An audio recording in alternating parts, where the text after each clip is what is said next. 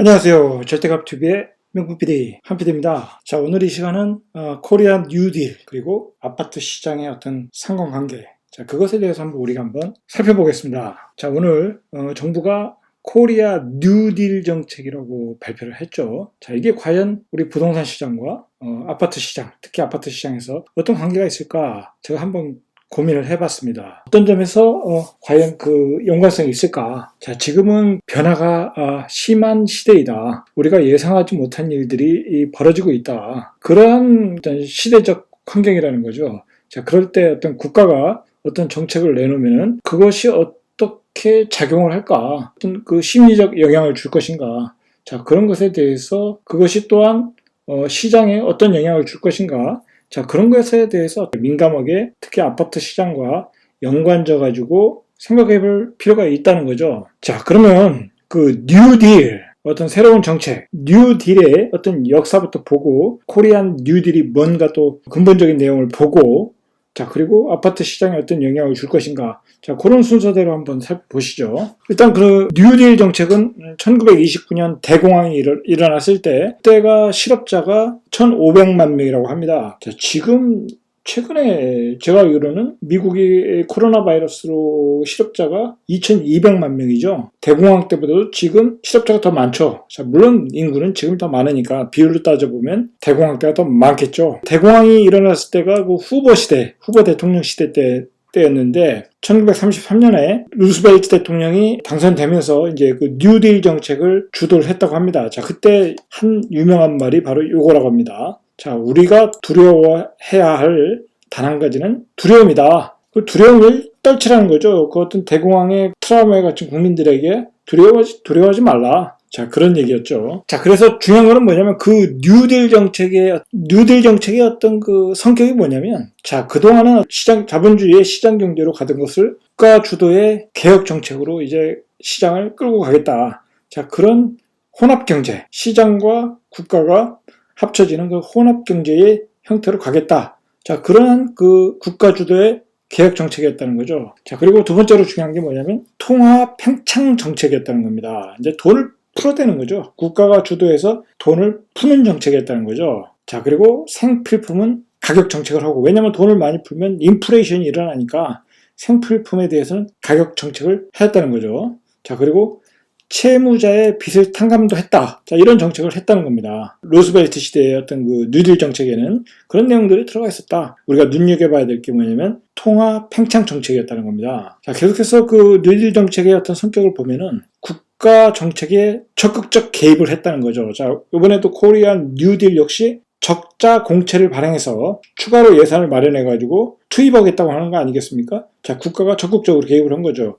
자, 마찬가지로 뉴딜 정책에서도 국가가 적극적으로 개입을 했다. 그래서 뉴딜, 새로운 처방을 내놓겠다라는 겁니다. 그 뉴딜 정책의 근본적인 거는 대공황 시대 그 영화를 보면 그 모든 일자리를 다 잃어버리지 않았습니까?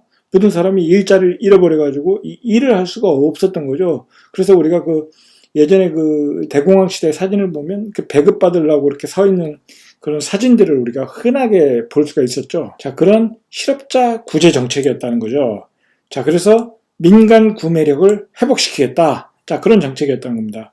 그러니까 당연히 실업자가 구제되니까 소득이 생기게 되고, 자, 그리고 생필품은 가격을 어느 정도 제한을 시켜서 적정 가격으로 만들어서 그것을 구매하고 경제의 선순환 활동을 만들겠다는 거였죠. 자, 그런데 이제 이 정책의 문제점이 뭐냐면 통화가 아무래도 이제 국가의 예산들이 계속 들어가다 보니까 통화가 과잉 공급이 됐다. 자, 그래서 인플레로 이어졌다는 거죠. 인플레로 이어졌고, 중요한 게 뭐냐면 그 당시에도 부동산 가격이 올라갔다는 겁니다. 폭등을 했다는 거죠. 그러한 그 후유증으로 다시 금융 긴축을 했다는 겁니다. 자, 그런데 1937년에 또다시 공황이 왔다는 겁니다.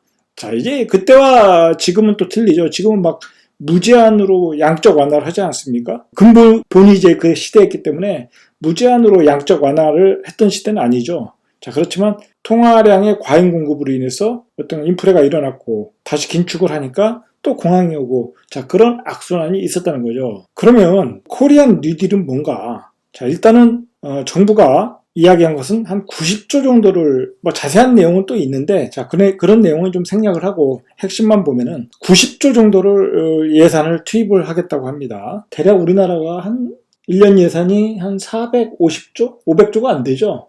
자, 그러면 거의 한 5분의 1 정도를 더 추가 경정을 하겠다는 거죠. 자, 그런데 예전에 그 미국의 그 뉴딜 정책은 사회 인프라에 집중적인 투자를 하였죠. 뭐 기반시설, 공공시설, 뭐 공원, 뭐 도로, 뭐 그런 사업에 많이 투자를 했는데, 지금 한국판 뉴딜, 이거 잘못됐네요. 뉴딜은 SOC 사업에 국한 않는다. 자, SOC 사업도 들어가긴 하겠지만, 자, 그게 다는 아니라는 거죠. 자, 그게 다가 아니라 중요한 것은 포인트가 50만 개 일자리를 창출하겠다. 자, 이게 포인트죠.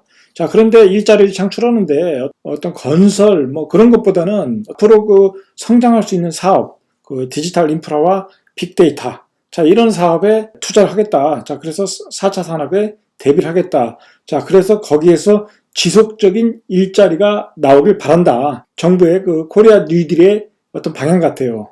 또 생활 SOC도 확대를 하겠다. 자, 이 부분이 이제 우리 그 어떤 그 아파트 시장과 부동산 시장과 연관이 좀 있는 거죠. 생활 SOC도 확대를 하겠다. 자, 그래서 공공 일자리를 만들겠다라는 거죠. 뭐 그렇고 추가적으로 이제 그 소상공인 또는 자영업자를 위해서 지원. 자, 그런 그 예산도 이제 있고요. 전반적으로 어떤 경제 활성화를 하는데 지속적인 일자리를 만들고, 그리고 어떤 4차 산업 위주로 그런 쪽에 그 기업에 지원을 해서 일자리를 지속적으로 만들게 하겠다. 자, 어떤 기업에 대한 지원이겠죠. 기업에 대한 지원. 뭐 물론 제조업, 조선, 항공 뭐 그런 쪽에도 투자를 하니까 전체적으로 다 하는데, 일단은 그 어떤 디지털 인프라 사업, 자, 그런 쪽에 어떤 초점을 맞춰서 일자리를 창출하겠다는 거죠. 가령 예를 들어서 기존 제조업은 어떤 그 어려운 부분이 있지 않습니까? 자금 사정이 어려운 부분.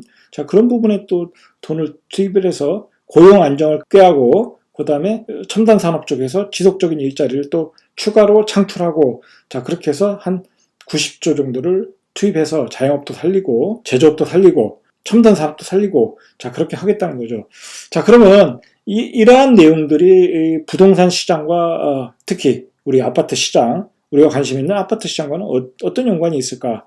자, 저는 두 가지를 정리했습니다. 자, 그 중에 하나가 이제 돈이 너무 많이 풀린다. 그 대공황 시대에도 너무 많이 풀려가지고 인플레이션을 유발을 했죠. 자, 그 돈이 또 부동산 시장으로 들어가게 되는 거죠.